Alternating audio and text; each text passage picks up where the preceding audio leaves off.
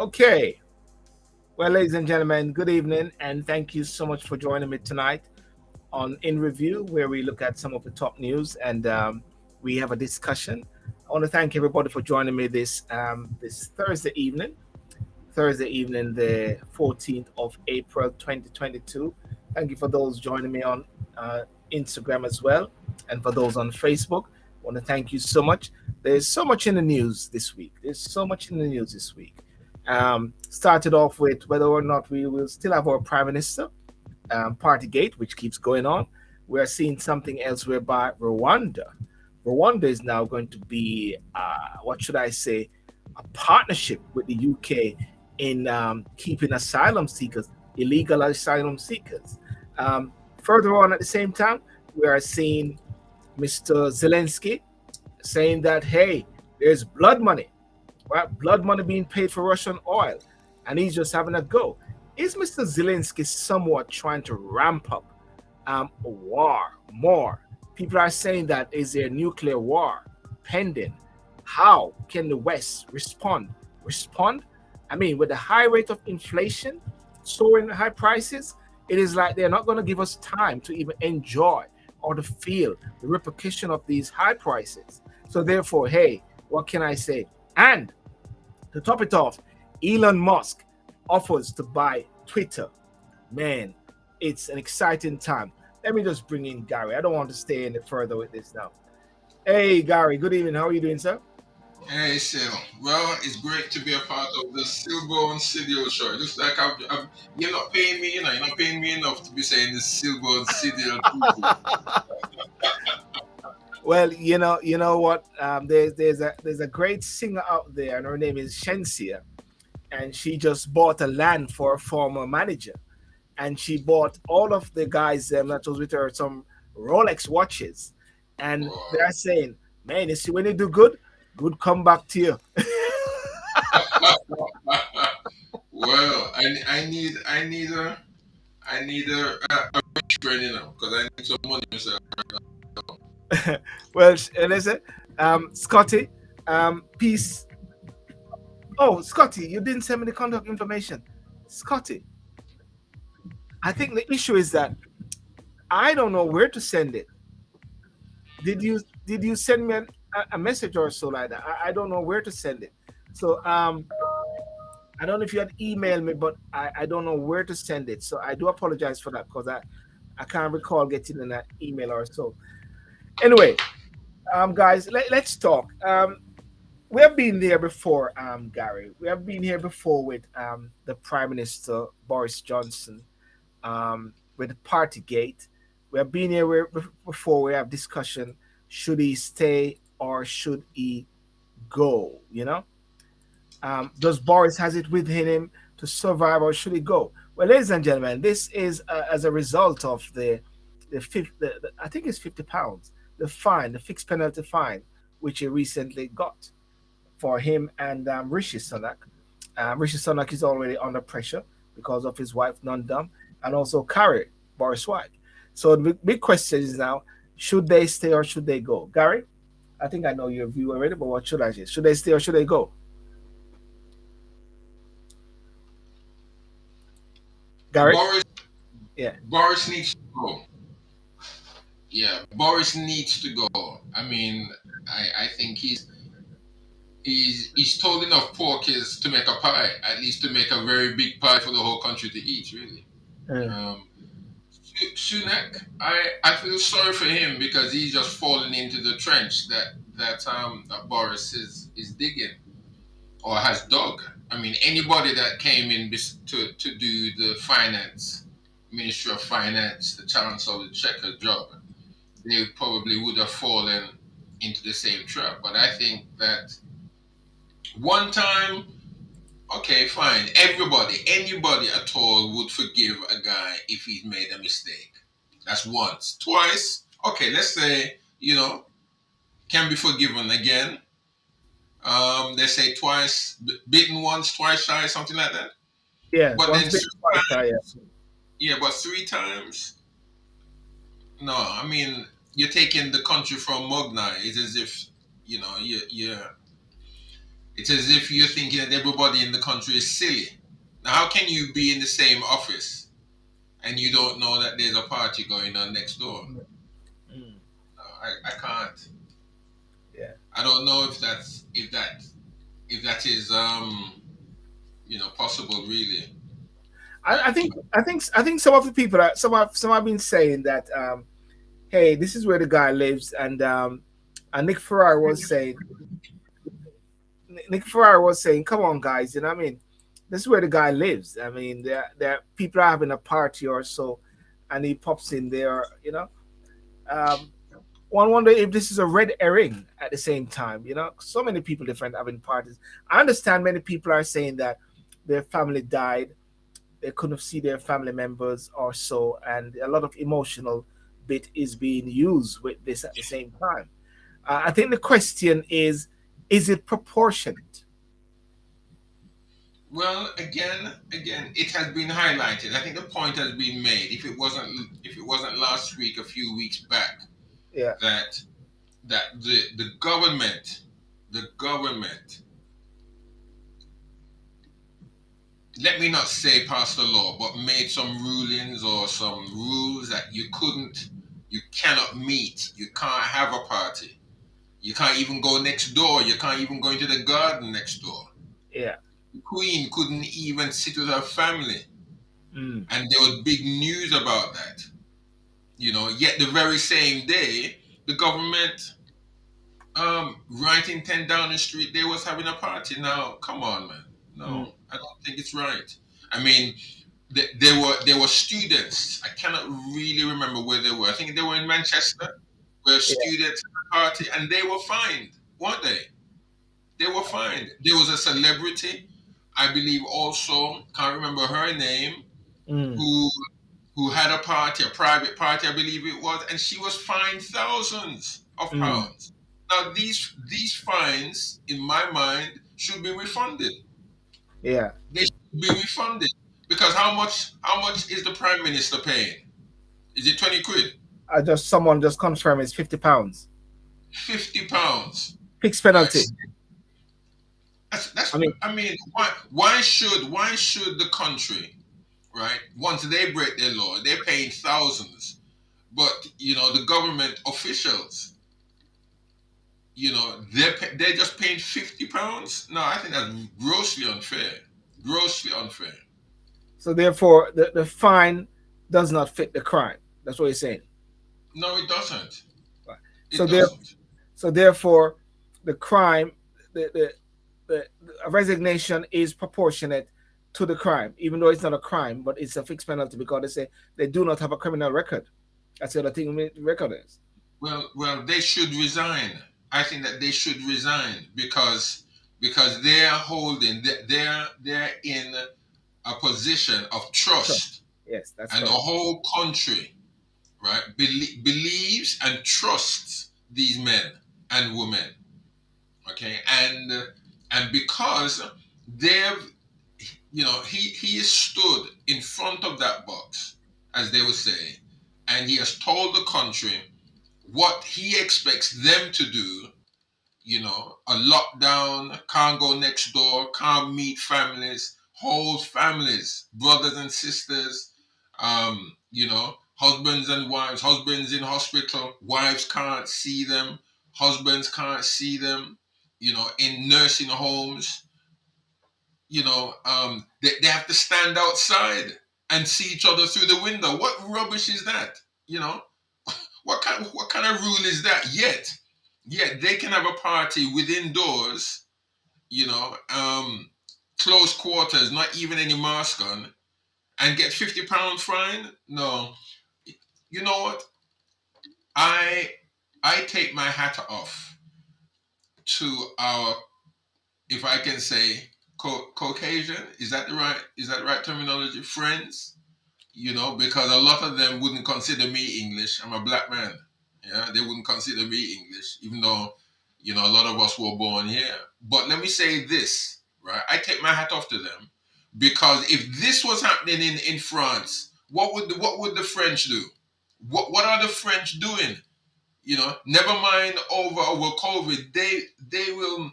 they will demonstrate and cause massive damage until the government sees what they do and do something about it. They change their laws, they change their minds, they do U-turns. Yeah. But in this country, we demonstrate, and as soon as the police come out or whatever, we run and go home. Can I just ask a question? Um, the prime minister. Now, hold on. Yeah, I'm go not, on, go I'm on, not, go on. I'm not advocating Yep, violence. you haven't landed yet. Okay, okay. I No, don't want to. I'm not advocating violence. But you see, when powerful people make decisions and see the reaction that is done here, Mm, then they will continue to make the decisions because they know that this country, the citizens of the United Kingdom of England to some extent, they will make a little squeal, but they'll go home after because they know they don't really mean it. Or they'll go home. They'll sit down. It'll pass. Gary, one of the things that and ladies and gentlemen, one of the things that the prime minister has been doing and has been saying for a while, what he said is that he's sorry. The prime minister said, "I made a mistake, and I'm sorry. I apologize." How much time should someone apologize before people sort of give them a blind? Or this is an apology which holds no water. He should just really go. Is that what you're saying? As a man of God, I mean, how many times should he apologize for? Because, yeah, Well, that's what I'm saying. I mean, listen, before God, yeah, the Bible says that we should forgive at least the principle is 70 times 7, which is, time 7 years. um, as long as you come to me and you ask for forgiveness or you go to God or whatever, we should forgive one another. That is fine. I understand. That's the principle. Mm. That's a principle that the Lord Jesus Christ said. However, I think, my friends, that we have to be we when we stretch out that principle beyond measure, Yes. then I believe that it is that I think we can lose the effect of forgiveness. We can Mm. lose the effect of forgiveness, and I think that has what's happened in this instance. And in time before, it has happened where politicians or businessmen or others, even in our own private lives or private situations, where people have asked for forgiveness, you forgive them and they do it again. They come back to you, tears in their eyes, they ask for forgiveness, and they do it again. So what But you're at the same mm. Mm. Sorry, go on. But Mm. then, a point on along that journey, we come to up to our senses, let us say, and say, well, hold on, what's going on here? You've done it 5 times. Are you taking me for a mug or what? Right. You know, is either it's no, I mean, you're going to be wary. You're going to be very wary of the individual. So, Very. so what you're trying to say, it's like a cry wolf situation, where after a while it's just going to be people are not going to take them serious. Well, I think that's what's happened now. That's what's happening now. There are certain sections of this country, we may not hear about it, but I'm sure that this country will get very wary of it, and they will not be able to stomach that anymore because Boris Johnson has made mistakes in the past. Yeah, he has made mistakes. We all know, if we can remember some of those mistakes. He has said that it never happened. It never happened. It never took place. But then, as it comes out, oh well, I wasn't there, and then oh, I was in another part of the office, and okay, well, I'm sorry. No, no, it can't go on like that forever. Yeah. But Gary, look on the other side of the coin. The other side of the coin is like what Grant Sharp said. He told Sky News that Mr. Johnson was a flawed individual who is mortified over his Partygate fine, but has a big job to do as war rages in Ukraine. Is it the right time now for the changing of a leader? Is it the right time now to go into a leadership contest? Even though we got an election coming up on May the 4th or May the 5th for local government election, which will send a message to the prime minister or the Conservative Party at the same time from the people. But at the same time, the message it will send, we got to watch to see what the message is, because they're saying there's a war, a big war rages. Do you think it's the right time, or people? Do you think it is the right time for the changing of a leader with not a world war, but a conflict going on? Let's not. I don't want to make it too bigger than what it is. A conflict going on between Russia and Ukraine, which could blow out of proportion if we're not careful. But again, the question that could be asked to help with your question is who could really replace Boris Johnson? Who in the who in the Conservative Party right now is well placed? I tell you what, right? The person who probably was ideal, quote unquote, to take over from him, at least if I can say to smell the office, right, is Sunak. And Sunak. and and there's a big and. And there's a big and, you know. I don't think in the papers they're saying that that Priti Patel, she's the only cabinet office, sir, that hasn't said anything. Yeah. Now, listen, does anybody trust Priti Patel? Does anybody trust her? Well, I don't think. we're gonna touch You, back on Pretty Patel shortly when we talk about Rwanda. Yes. Uh, you see, the thing about it is this, yeah. This guy, the deputy prime minister, he just missed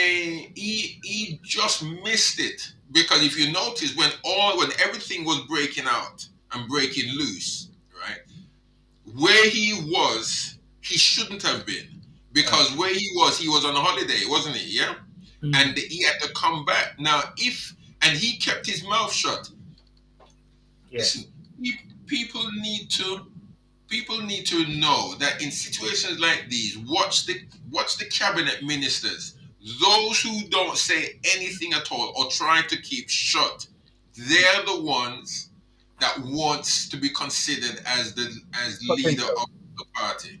Mm. And But that is either with the Labour Party if they're in power, or the Conservative Party as it is now. And what's his name again? I can't remember his name. the young guy He, there. Yes. yeah, the Deputy Prime Minister. He kept his mouth shut, and he seemed to be the most likely contender for Mm. the position of Prime Minister if Boris was to step down. Right? They put him as deputy prime minister now, anyway. But what solid his clothing was that, was his remarks in that, well, he should have been here and that kind of stuff or whatever. So that kind of solid him. Sunak now, or Mm. Sunak, he kept his mouth shut. But the only thing now that has tarnished his reputation is the Partygate. Well, not just And the party gate. It's uh, his wife was again. It is his wife with the Well, non. the wife, yes, yes, yes, yes. And I think that is very unfair. But you know what? That was planned.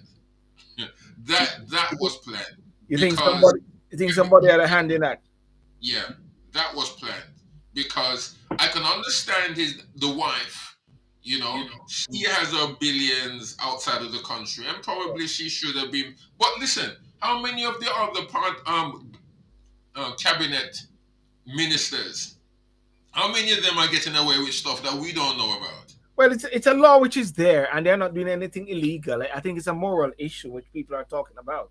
It's not illegal, and that's something that needs to be established, because they say that is something which is used to encourage persons to come to this country, and if persons are wealthy and can come into the country and somehow contribute to financial sustainment, economic development, that is welcome. But for a person like Rishi Sunak, who is in a key pivotal position as the chancellor, and with a wife who is not a British subject, and all the money going around. That is where the issue they're talking about.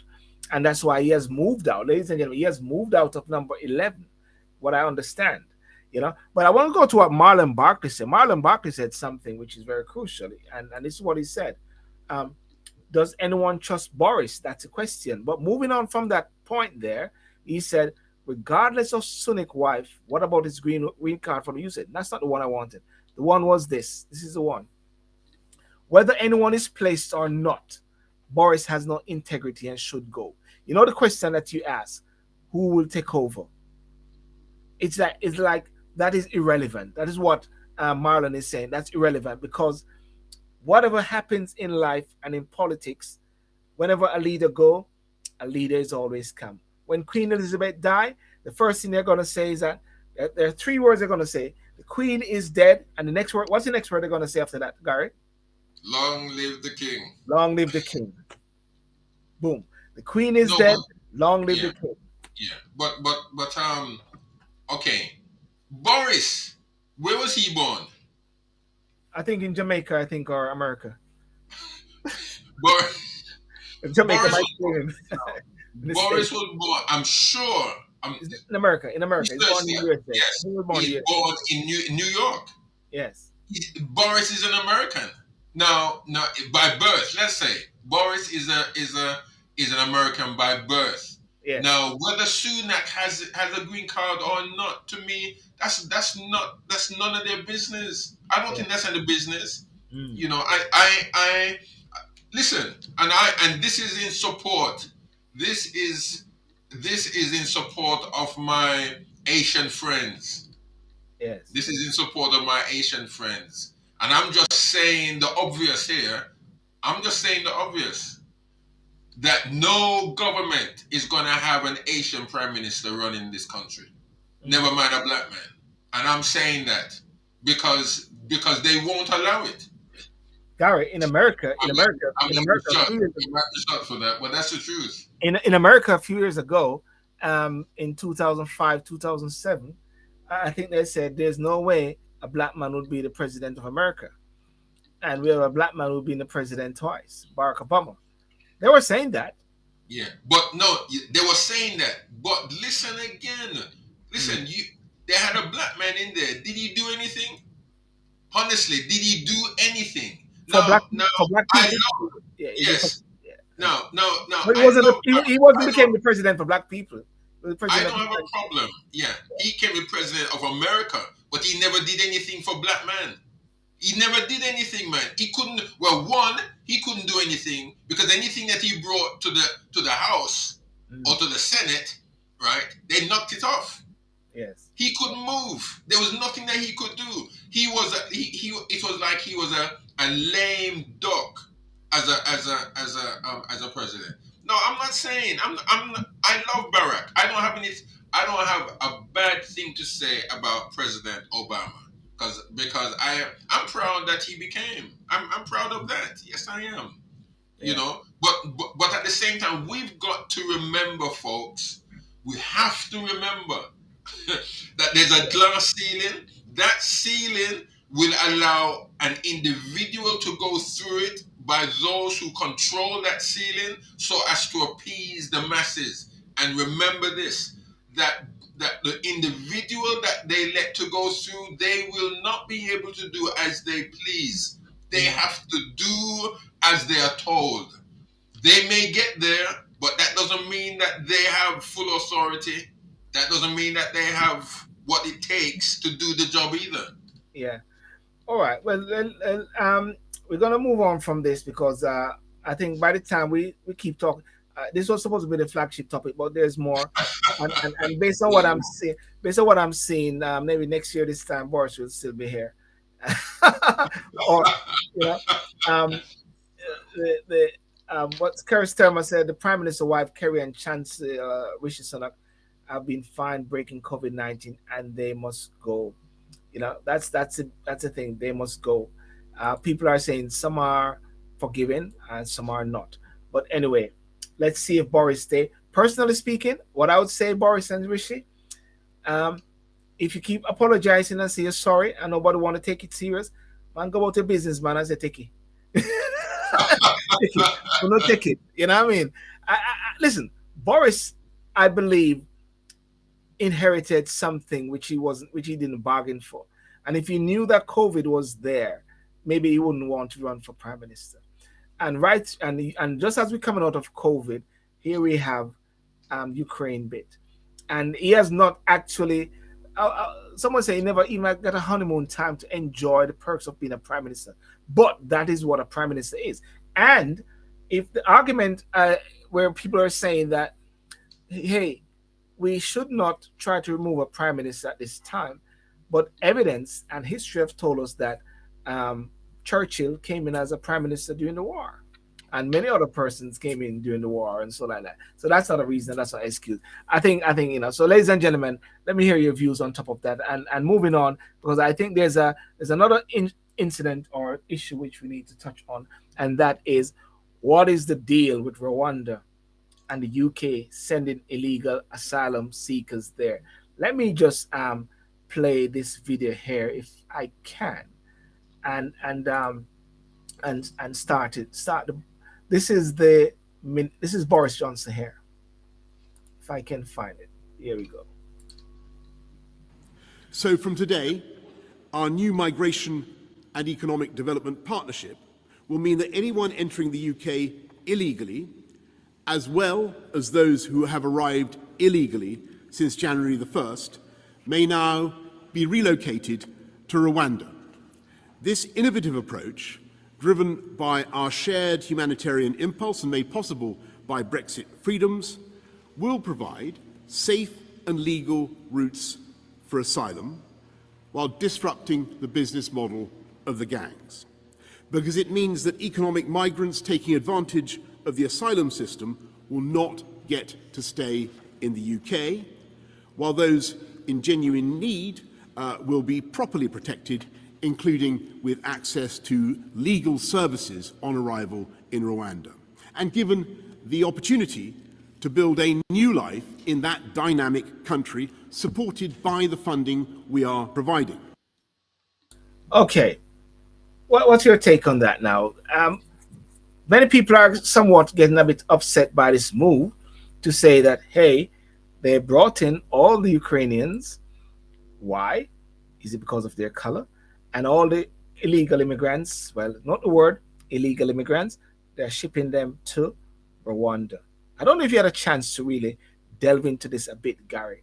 And it's very interesting to hear what people say about this, because I believe it is very important and very crucial, because sometimes we jump on some narratives based on ideological factors and not actually delve a bit deeper.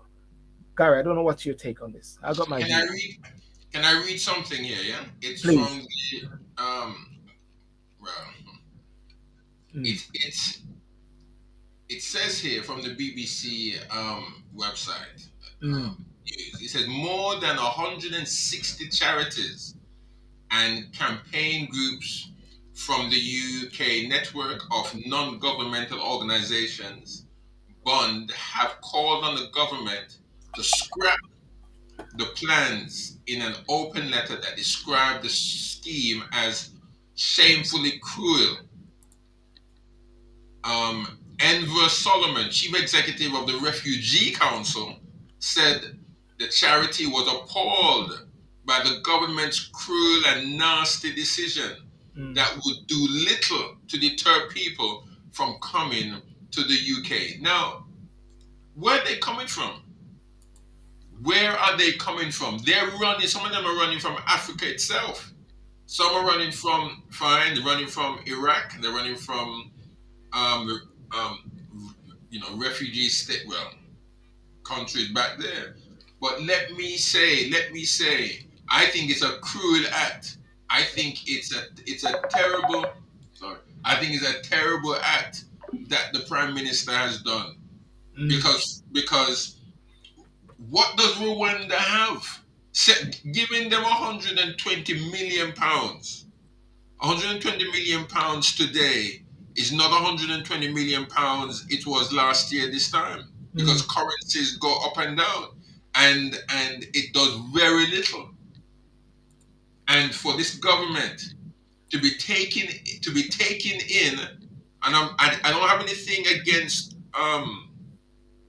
those from Ukraine. I have no problem with that at all, because the government should. Yes, but the refugees that have been coming here over the waters to come here should be housed, should be looked after. They should be looked after here. Instead of that, we're sending them back to Rwanda, who, to some extent, again, is in financial difficulties themselves. They've got problems of their own. Mm. All we're doing, we're just palming off.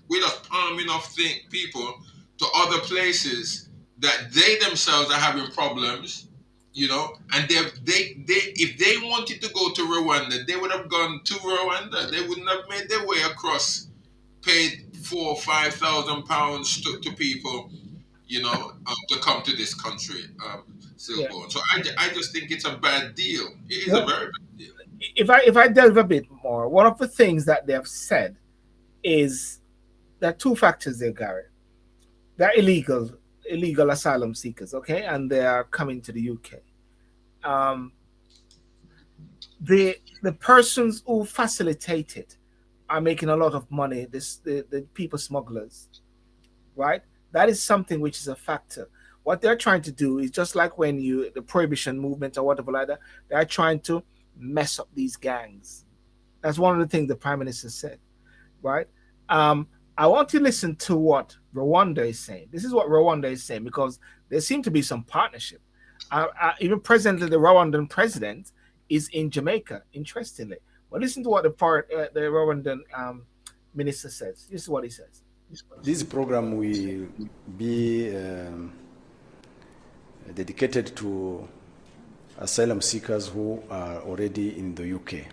For other people who want to come to Rwanda to seek asylum, or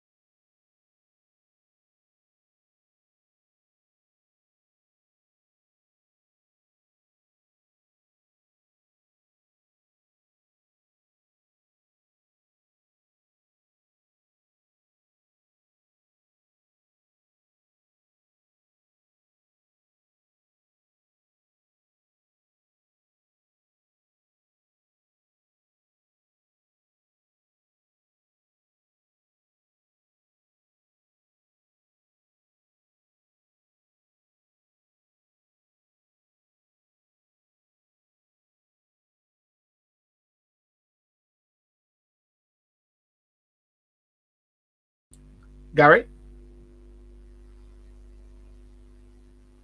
please try again. Here we go. Gary, are you back? Okay. I'm not hearing anything. I don't know what happened there for a second ago. Can you hear me clearly? If you can hear me, go like this, yeah? Okay. Okay, I can't hear myself for some reason. Let me see if I can sort this out. Bear me 1 second, ladies and gentlemen.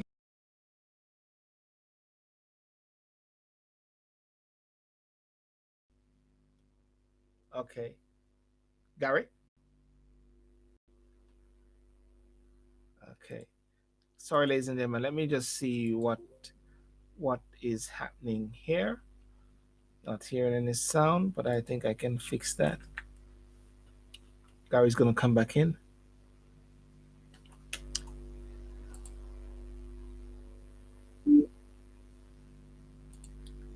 Hello?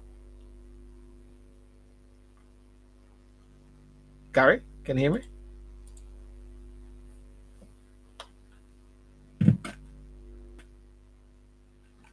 Just go on talk and read comments. Someone said just go on talk and read comments. um, let me see. Okay. I'm trying to figure out what to do here. Okay, let me see if I can do. Okay, stay right there. Let me see if I can do something like that. Okay, speak. Yes. No. Yes. No. Gary, speak. No. Yes. No. Yes. No. I can see what you wrote there. Audio. Yes. No. I can hear myself. What the prick? Okay. Let me just check something. Marlon Barkley, you can hear me, yes? Put your hands up if you can hear me. Gary, you can hear me. Put your hands up. You can hear me. Um, um, let me see something here. Can you see this? Okay. Gary, if you go out and come back in, let me see something, yeah? Okay. All right. Man, I have no idea what is happening here. Let me see if something communication. Yeah.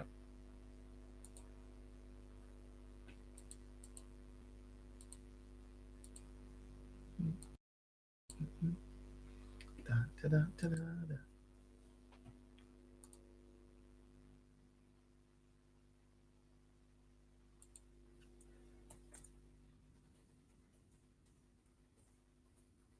You can hear me. Yeah. Anyway, the interesting thing, though, I must say, though, Marlon and guys, is that the Rwandan president is actually in Jamaica. You know, I'm gonna see if I can actually play this and to see if I hear anything. Uh, let me see if I play this here.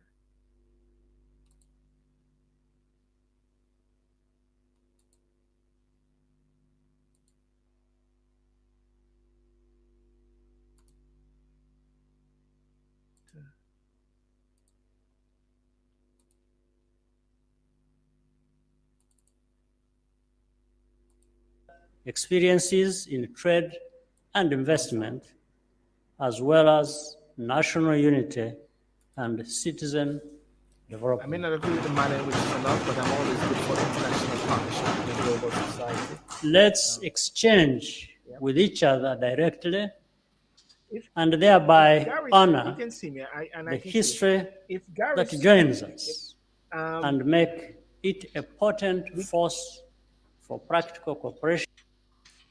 Gary, I can hear you. No? I can hear you typing. Oh, you can hear me. I can hear you. I could hear you typing. Okay. So we're back then. We're I have no idea what happened. I don't know if did we say anything against the prime minister? I don't know. There's some kind of well, at least they're listening, man. They're listening to you. They're listening to you. Let me just get back on track here now. I may not agree with the manner in which it's announced, but I'm always good for good international partnership in a global society. My only concern is how we will tackle the health and well-being of the refugees will ultimately take responsibility. I was trying to show a video. I don't know if that has anything to do with it, but let me just play this video again. Let me see. This program will be dedicated to asylum seekers who are already in the UK. For other people who want to come to I think they don't want me to play this video. Gary, can you speak? Yeah, I'm here. Can you hear me? Okay, yeah. Let's go for it. Let's go for it. Play Okay. the video, man. Huh? Play the video. No, the video is not. No, you couldn't hear anything. Nothing was. Yeah, I could hear it. I heard it. Yeah.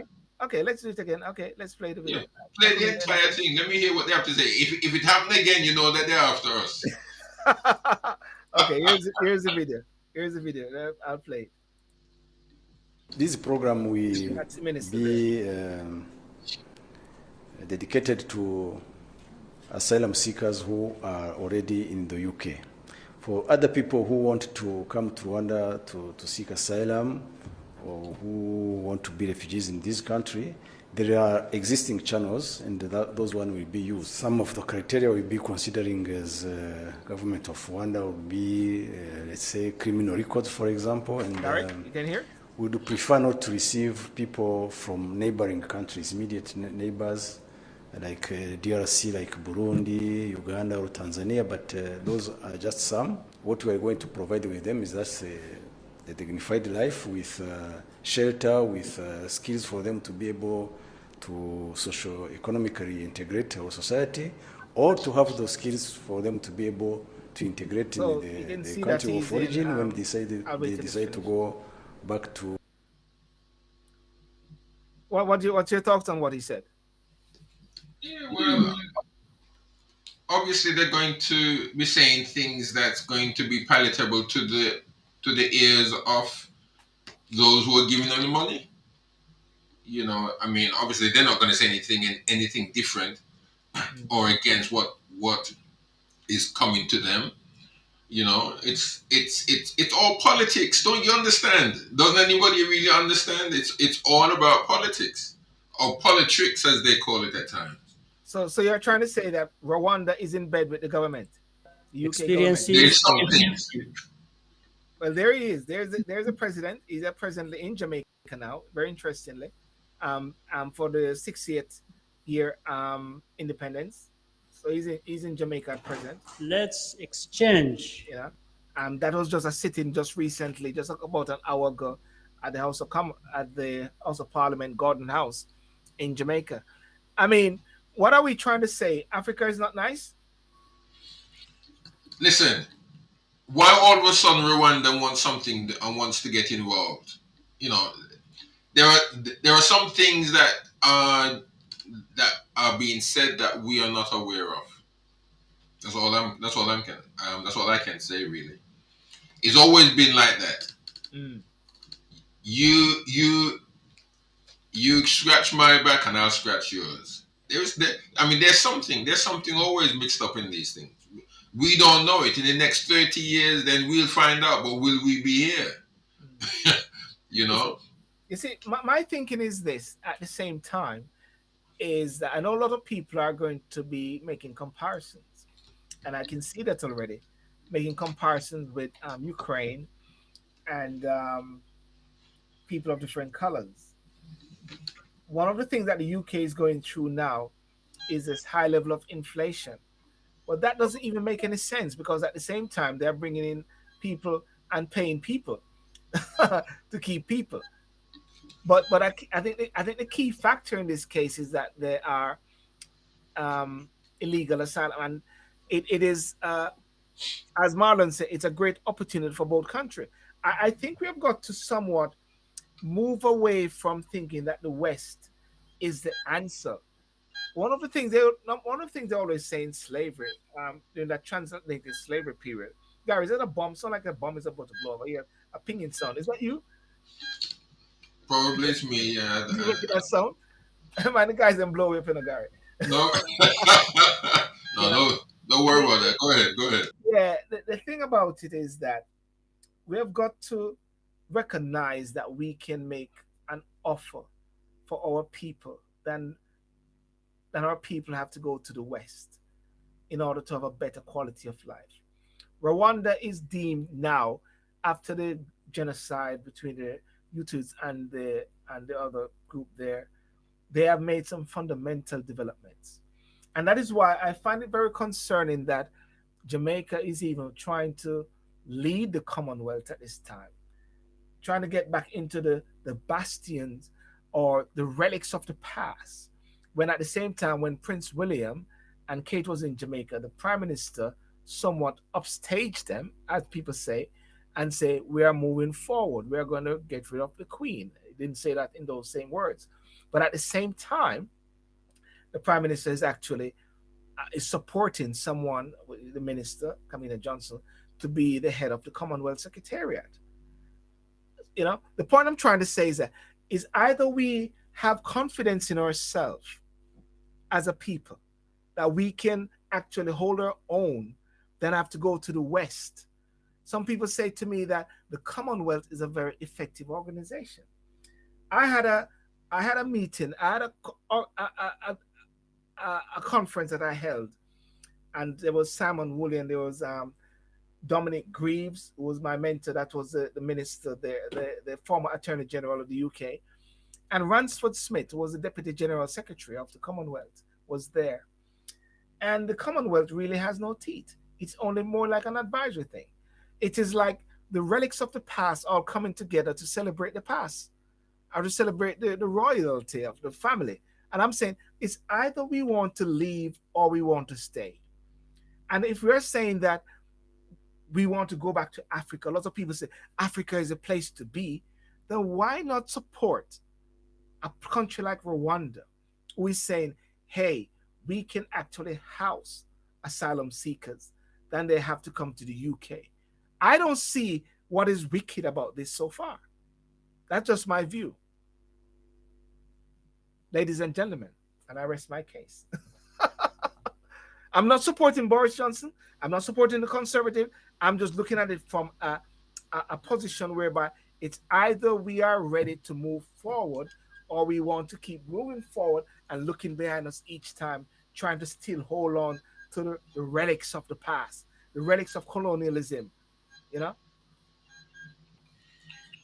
I mean, yes, I understand all of that. I do understand all of that. But at the same time, if people from that side of the world have come to the UK, they've come here because of basic reasons, fundamental reasons. If they wanted to stay where they were, or to go to where the UK now is trying to ship them off, they would have gone there instead of pay the 4,000 that is purported that many had to find to pay these smugglers to come here. That's the point. And because the smugglers, as what we're saying, they are smugglers. If smugglers are actually making a killing off this, how can we then be supporting the smugglers? That's a big point, you know. We are supporting the smugglers. And therefore, what the government is doing, and this has nothing, I believe, to do with trying to deflect from Partygate. Because, you know, Partygate started, it was 2020. These guys never was thinking about that they were going to have any kickback of Partygate, which started to come into play latter part of this year, latter part of last year to this year. Right? The point I'm trying to say is that if people are actually saying that Africa is a place to be, someone saying Rwanda is saying we're open for business and that's great for them, create employment and redeem themselves to humanitarian.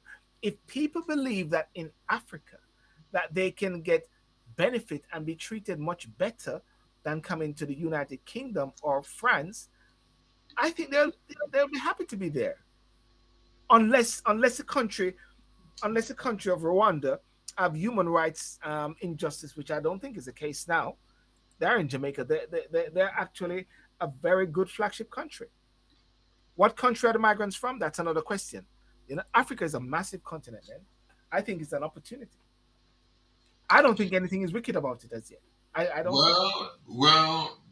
If they want, my point is a lot of these guys. Why are we shipping them? Why are we shipping them off there? It's here they wanted to come. So give them the opportunity to stay here. Yes. Now somebody made a point here that probably they're of different color between Ukraine and wherever they're from, and that's another valid point. Why are we shipping Libyans or Africans back to Africa, the place where they're running from? They're placing them back there. They don't want to. It's like, put yourself in the position. Yeah. Put yourself in the position. Yeah. You know, would you, running from Jamaica, come, pay a whole heap of money to come to the UK, only to be told, okay, we're going to send you to the Bahamas? but you left there. Uh, You left the West Indies. It's not the West Indies you want to end up. It's because if you wanted to go to Bahamas, that is where you have tried to have gone in the first place. It's nearer, and probably you wouldn't have a problem getting to the Bahamas or going to Saint Kitts or Nevis or I the Netherlands Antilles.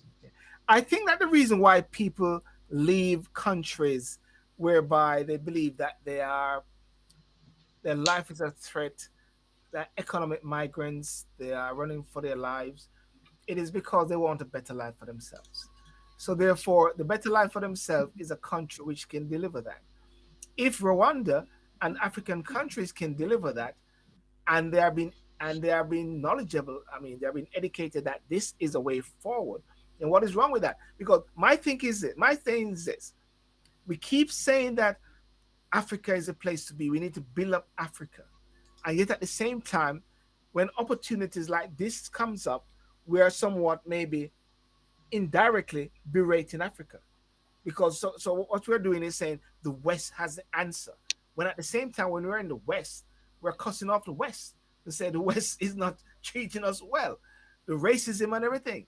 Uh, so I'm just looking at it in a way, and as someone said there, it is ultimately to save taxpayers' money, and and uh, like speakers, different part of Africa, I can understand why certain people run from certain parts of Africa. Example, Nigeria. I believe this is a conversation will be had and will be have further, ladies and gentlemen. It's not over yet because I think there's much more to it ideological, and the big question is how much do we trust and believe in ourselves to take care of ourselves than resting and relying on the West. Cause we keep saying them racist. We keep saying them not treat you well. Yeah, Gary, what you say? Well, I mean, I see where Marlon left something up here. He wrote he put something here. And I can't. I think it's gone now. But I he made a good point. Marlon made a good point. I can't see it at the I'm moment. I'm scrolling. Uh, Which so what did it start with? I The don't, Rwanda is saying we are open for business. no, it's not that one. It's one later. It's one quite Remember, just a people few flee moments because ago. of persecution, and many of that are not in many African countries. I'll do I that. mean, you see, at the same time, we've got to also remember this, folks, that Rwanda just, I mean, a few years back, Yeah. genocide problems was taking place there. Yes. It was genocide problems and war and But also ethnic cleansing there. that moved on from So that. yeah, but Yeah. they've moved on from that. Yeah, but what I'm saying, I mean, I don't think all of them things are lurking in the background. The same thing happened in Croatia, Serbia. The same thing is happening there. It hasn't gone away. Yes. It Yes. has not gone away, and these things will come back to the fore. That's So why, again, even though Africa, yes, it's a large continent, yes. but do they want to go there? That's the point. What I'm saying is that if these people wanted to go in that direction, they would have gone. My point is that they came in this direction. Let's put ourselves in the picture. If we were running from A to B, and when we got to B, however we got there, they're then telling us that they're sending us to A plus, which is a stone's throw from where they're coming from or from where you're coming from. What would you prefer? Would you go back, or would you want to opt to stay where you intended to be? Well, Honestly, well, people leaving somewhere to for a better life. They have done their research, and they're thinking that the best place to be is either UK or France. Many people go to France trying to find their way back into the UK because they got family members, which is understandable. They got families. But But what they don't know, and what people may not know, I'm just saying what people may not know, is that unless people are educated and informed, someone could say, hang on a second, I know you're fleeing economic issues and to save your life. Otherwise, did you know about Rwanda? Did you know that they have this XYZ? So therefore, this is where the education comes in. Because we keep saying that the West is racist. We keep saying that these countries are terrible to us, but yet at the same time, we are encouraging persons to come to these countries. I mean, we are here, many of us are here, are not happy here. Many of us are saying that this is a racist country, you know what I mean? But we are not encouraging people to recognize that Africa is a beacon of hope, a beacon of light at the same time. But anyway, the the jury is not out on this. The jury is out on this one, and there's lots of people having discussions on it. Um, and Light Speaker just said the genocide started way back because aliens went to Rwanda and divided the people with pictures of different skull types. And this is unethical. What Boris is doing. Somebody saying it is unethical. Um, Gary, I think maybe you're on that same point, unethical. I would like to question what is unethical at the same time, but I'm just here being a conduit, just pushing different views as well, you know. But before we tell Gary to go on. Oh, you can't hear Gary. We can hear you, Gary. Can't we hear you? Somebody saying Can Gary you to hear go. me? No, we can hear you Can you hear clearly. me? Yeah, I can hear you clearly. It's Maybe because I'm not saying it. It's probably because I'm not saying anything. Africa Africa is a beacon of light. And that is what someone just said there. Africa is a beacon of light, you know, um, because right now, what we are seeing, even in the world now, we are seeing Mr. Guy there, Zelensky is actually saying it's blood money. You know, blood money is upon being paid for Russian oil. That's something we just finished off with. I don't know. I just think that Zelensky, I don't know. I don't know. I just think this guy just want to mash up the world. No, Honestly, he's. I mean, I believe he's done well for the country. In as much as to yeah. say, he has everybody at the start of his career, of his political career, he was a comedian. As Yeah, far as Ukraine was concerned, I yeah. didn't really know as it went on. Is that he's very highly educated. He's a lawyer, Mm, and like many of the British comedians here, they're very highly educated. Rowan Atkinson, he's a he's an educated man. Many of the actors that we have, comedians in the various shows on the UK, they're very educated. But Zelensky, he has really come out. He has really stood out as a leader.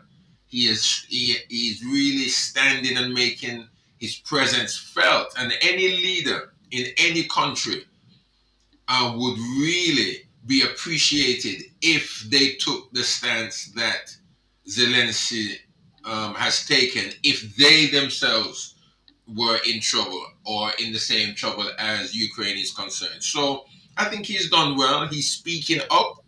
I think he's speaking up. He's trying to move Europe, to make the decision that he wants. And who wouldn't? Which leader wouldn't? If he went back in his hole, let's say, and kept quiet and didn't say anything and never showed his head, then something else would have been said about Zelensky. But he stayed. America wanted to take him and his family out. They wanted him to. They were willing to protect him. But what did he say? No, he's not going anywhere. He's staying in the Ukraine. So I think yeah, he's doing well yeah, yeah, until yeah. he's caught.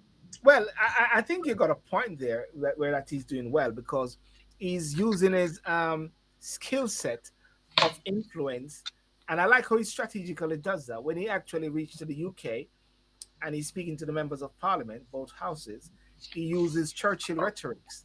When he goes to America, he uses the rhetorics of war, like Pearl Harbor. This is your Pearl Harbor. and all those sort of things. So I must say, I must commend them for the persons that work with him in these skills of speech writing. But I believe that one of the dangers is that he may be influencing us or the world to go into a major war.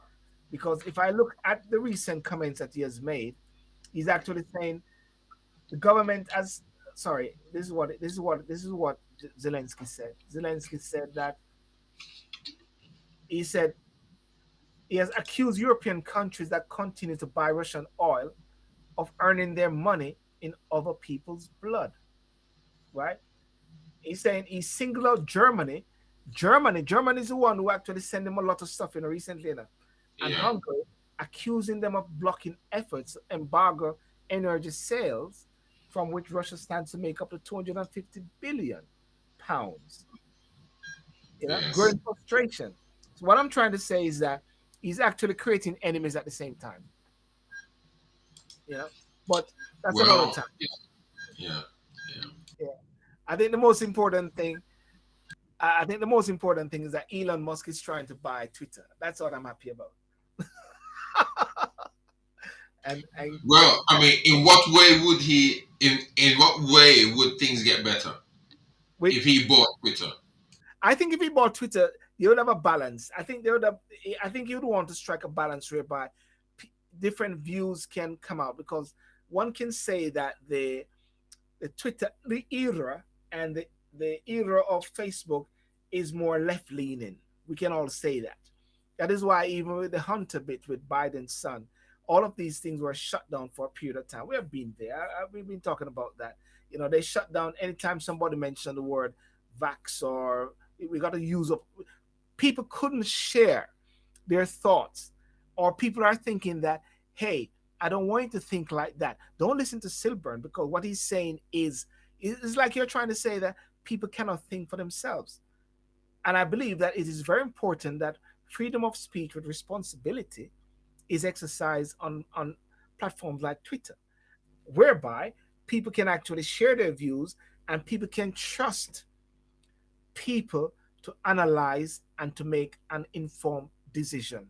But when you have some people who are in some back room with some behind some scene eating popcorn with some pot belly, trying to tell me how to think, trying to tell me what I should think and what I should look at, I find that very offensive.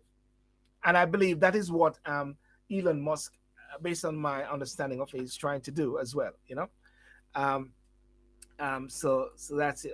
Let's see what Marlon Scott is. You ever say that the video is for entertainment purpose only, that fair use, or they will strike your channel? Elon needs to hurry up with that motorway to Mars so that people who want to leave this place can start saving. Gary, well, listen, guys, ladies and gentlemen, I want to thank you so much for joining. We're sorry about that glitch earlier. Don't know what Gary did. I mean, we were talking about some serious stuff about the government, and they just strike Gary. I don't know what happened, Gary. My thing just froze. The whole thing just froze. Yeah, I mean, it just went. It just went down. It just went down. I don't know what happened. And I just say back, I was trying to get the engineers, and so that's it. All right. So ladies and gentlemen, I want to thank you so much for coming on. Saturday night again. Sorry about the hiccup earlier, but hey, we still, and I like how you guys said, just keep talking and reading the comments and keep cool. Thank you very much, Light Speaker, official Instagram, Marlon Barkley, Scotty. And I should point out that what's her name did respond. Sorry, word 789 said he's turning away asylum seekers who want a better life, because they were saying that what he's doing is unethical. So that's what this person said. So yeah, that's a point there. So we're gonna follow this up a bit more. And I've asked someone in Jamaica, anyone, to see if they can actually ask the president, who is there now, what is the plan? What is the deal you have with the UK? Yeah. All right, Gary, have a good evening. Yeah. And ladies and gentlemen, thank you so much for coming. See you. Remember to like and subscribe. Thank you very much. Have a good night. Bye-bye.